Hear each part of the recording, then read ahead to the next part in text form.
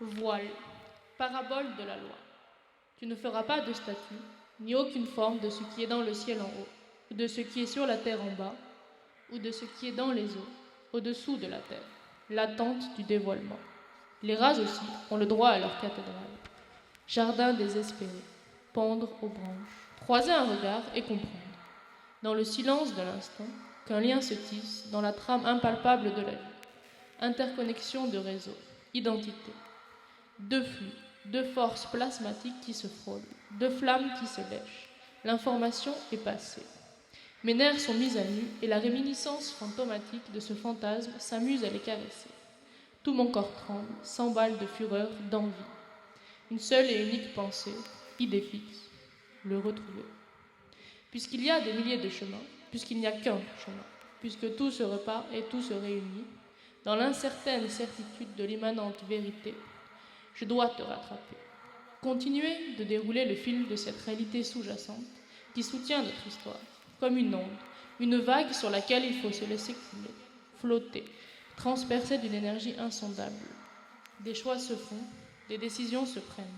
Il n'y a pas de grand plan, il n'y aura jamais de compréhension, de vision totale. Tout se dévoile. L'éclair éblouissant n'aura pas lieu. Pas d'illumination pour la sombre cavité de mon crâne. Déambuler. Dévoilement progressif. Le modèle est celui d'un dévoilement progressif. À mesure que l'on avance, le tout visible devient partie d'une totalité invisible, qui s'agrandit et rend impossible la vision du tout précédent. La totalité s'oublie et s'abolit dans la partie d'une totalité supérieure, qui se découvrira elle-même partie.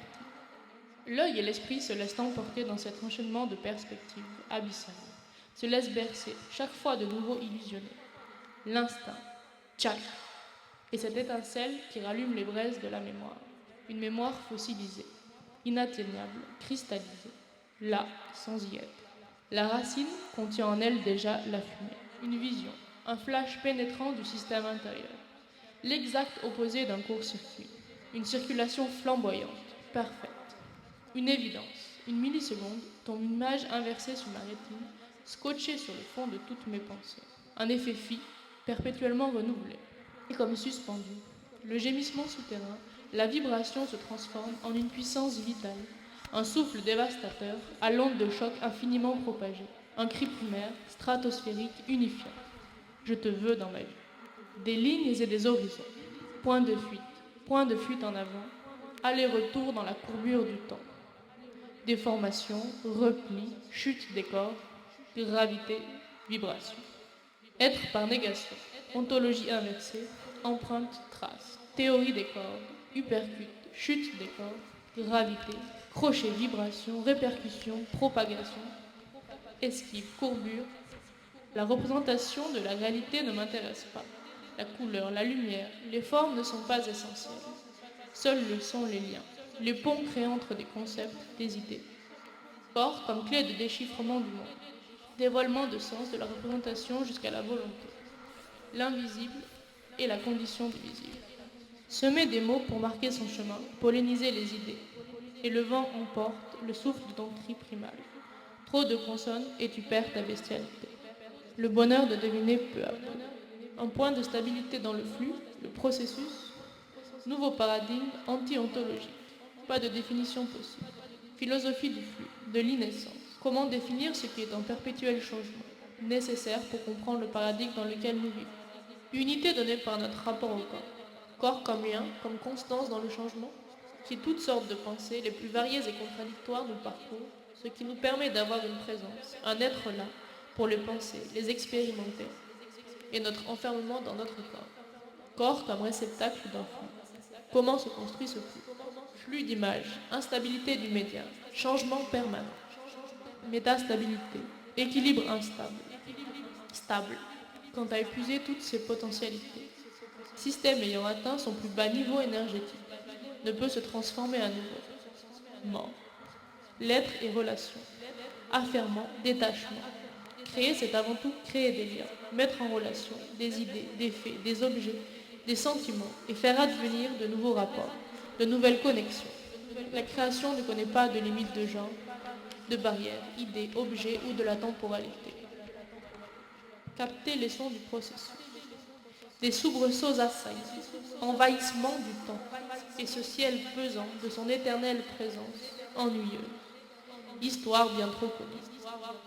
Trait d'union ou rature, griffure des mots.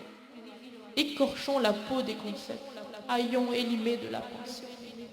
Les nerfs, capillarité, arborescence.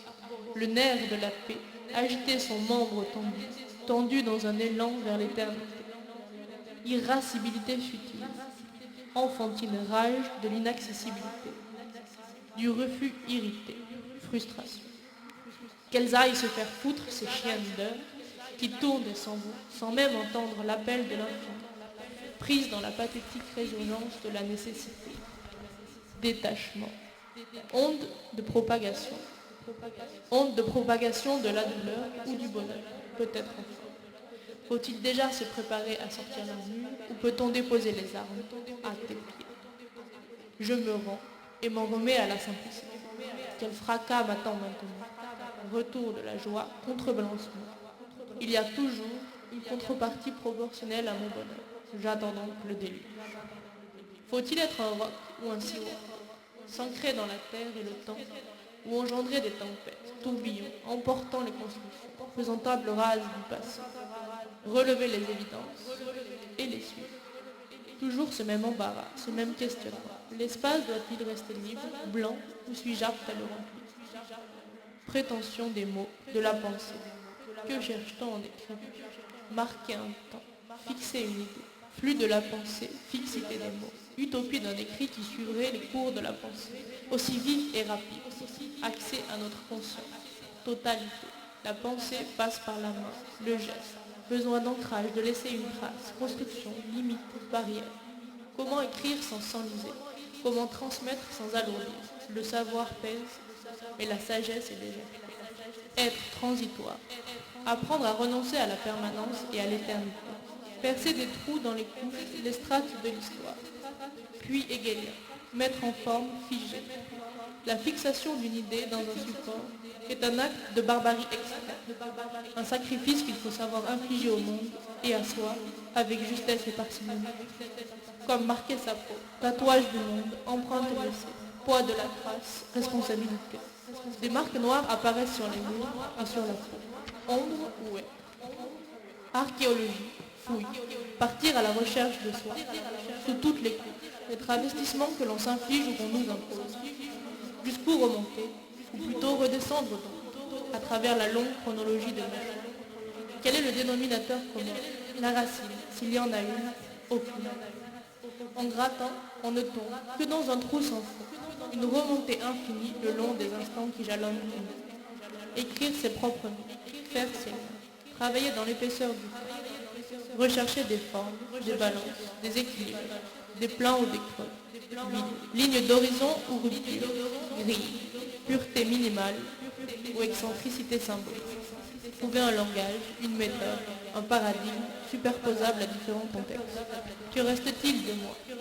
Recherche sur la voix, le corps et l'identité dans le temps. Une voix et un corps qui cherchent à s'identifier, s'individuer, recoller les morceaux, trouver une voix parmi les débris. Bribes, sons, mots. Visualiser sa voix, mémoire, corps ne peuvent être les lieux de l'identité. Où peut-elle se trouver? Récit incohérent, recueil de fragments, voir l'invisible, entendre l'inentendu, écrit intime dévoilé, lever le voile, rapport aux différents sens pour faire émerger le sens de soi, partir à la recherche du survirage. Les mots, l'expression, les idées changent. Reste l'humain qui les a écrits, mais qui aurait pu être une autre humain, qui aurait pu être une bouche parfois, être hybride, nourri de rencontres, être interface entre un dehors et un dedans, un passage au milieu d'un pont, une liaison.